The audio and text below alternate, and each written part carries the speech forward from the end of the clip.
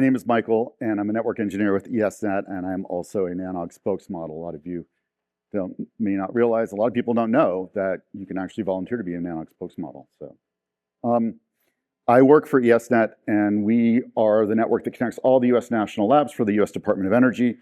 We also connect CERN and the Large Hadron Collider and bring back the data from that instrument to the national labs. The idea is bring big, expensive instruments, expensive compute, and the cloud, and scientists all together to do scientific inference with those instruments and accelerate scientific discovery. Now, as I read the words here, or as I say the words and you ignore them, look at the map and figure out where you think I might need traffic engineering in this network. And I'll give you a little bit of a hint. If you look at the domestic links, both the domestic Europe links and also the domestic US links, those are actually bundles of ECMP N by 400 links. So if you look at those thick pixelated lines, you'll see that that's actually multiple links.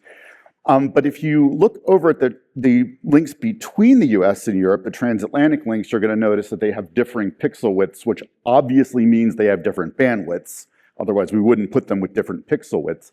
And you can also see they have different hops. Some of those are lit circuits, some of them are spectrum. We obviously cannot afford to build our own cable system. There are maybe about 2 of you out there that can do that, so we have to sort of take what we can get and mix and match it. So you can kind of see that does require traffic engineering, and it even gets a little worse than that, which is that one of the circuits that I have is actually a layer 2 circuit, and I have a VLAN on it, and I share that circuit with Internet 2, which means that if I hog that link, Adair and Steve and others, like Jeff, they're going to yell at me, so I don't want that to happen. So that's kind of where I need traffic engineering. I kind of don't need traffic engineering because my traffic is pretty well balanced across that link, across those links across the United States. Now, the problem with doing traffic engineering, and this is kind of interesting, being in NANOG in 2026, I was intrigued over the last couple days how much, when you say traffic engineering, people immediately go to RSVP. In their slides, whether they're giving a presentation, whether they're listening to you, they think RSVP. And what I'm trying to say here is there are other ways to do traffic engineering, including very simple ways to use segment routing and not have to eat the whole segment routing enchilada, just a little bit of it, and do really useful traffic engineering stuff. If I do that with RSVP, what happens here is that those ECMP links across the country, so if I'm going from the Midwest to the East Coast and then across the pond, or from the West Coast to the East Coast and then across the pond, I'm going to end up with RSVP picking a strict path. Even if I tell it to pick a loose path, it doesn't know about the ECMP that I've got running in my IGP. Segment routing does know that because it is the IGP. It's integrated directly with the IGP. So I don't take advantage of the ECMP if I use RSVP, but if I use segment routing, I can take advantage of that ECMP. And what I can do is I can say, take a loose path and act under the hood as you're really doing it loose path. Do actual IGP shortest path routing from the West Coast to those East Coast routers that connect to the links that go across the pond. Then I can say, take a specific link across the pond, and then I can say, once you get to Europe, take the shortest path to CERN, same deal. ECMP aware, go right there. I do that using 2 concepts in segment routing, and I don't use a controller. It's really, really easy. So what I have is a setup where I create multiple tunnels on each router, each domestic router that's sort of inland, and I say, from one tunnel, take shortest path to, say, Boston. From Boston, then you take a specific path to go to Amsterdam and then through to CERN. I treat that as one tunnel. Then I say, take the shortest path from Chicago to New York. I do all of those tunnels. I multiplex them out across all of those different routers, inland and the East Coast ones. So you can see it creates this little spirograph. I'm dating myself there. I actually had a spirograph at one sort of spirograph thing. But each of those tunnels coming out of each of those routers has the same metric assigned to it. And I can even do more than that. I can actually, on my platform, I can do weighted ECMP.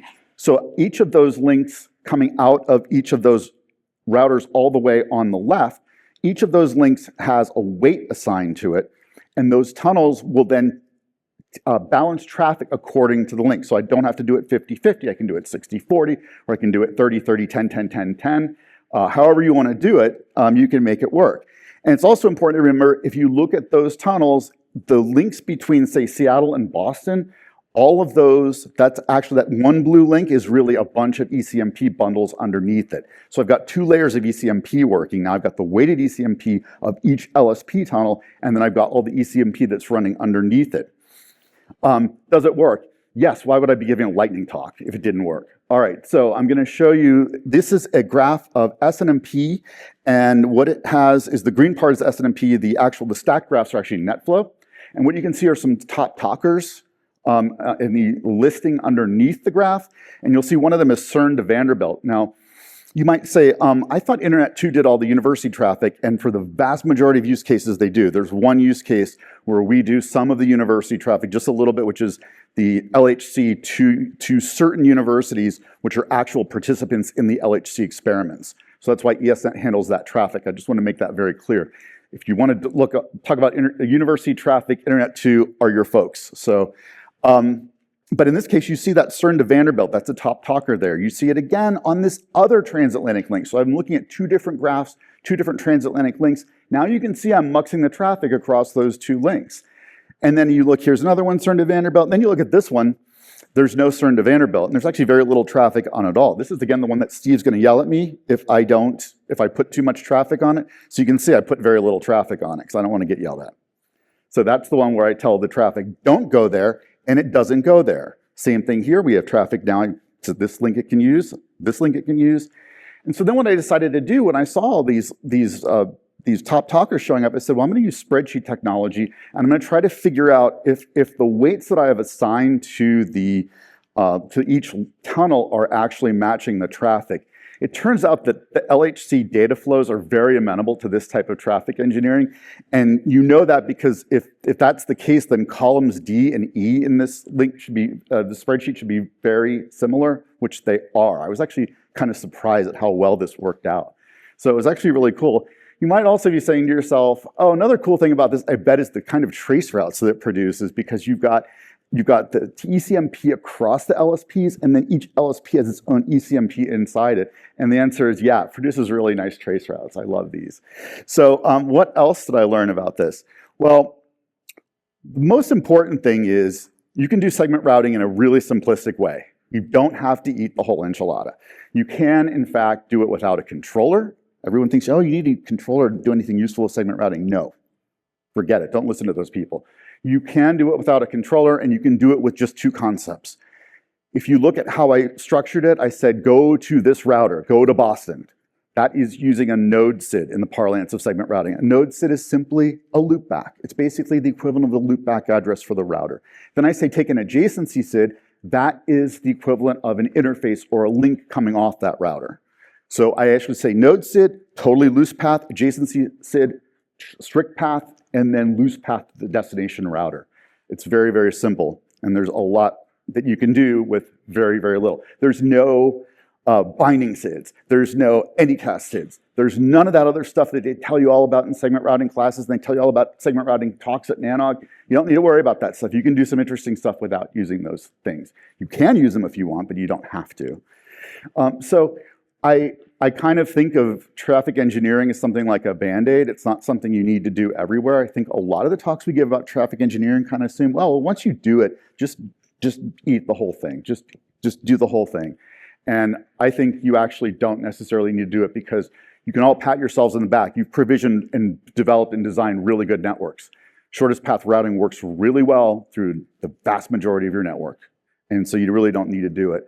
I looked that up, that sort of philosophy that I'm espousing right now. I looked it up on the internet. It turns out there's other people who I quoted that said it.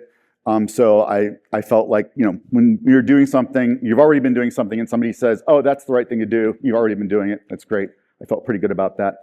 And so I kind of came up with my own saying to kind of catchphrase to kind of explain what I'm trying to do here, because we have such dumb sayings in the world of IT and networking that I figured I would create my own dumb saying, which is, if you think about if you cut your finger, you put a Band-Aid on it. Or maybe you need stitches, but you don't put yourself in a body cast. Yeah, the body cast will probably stop the bleeding, but it does a lot of stuff you don't want it to do. And that's the principle of traffic engineering. Band-Aids, not body casts. Thank you very much.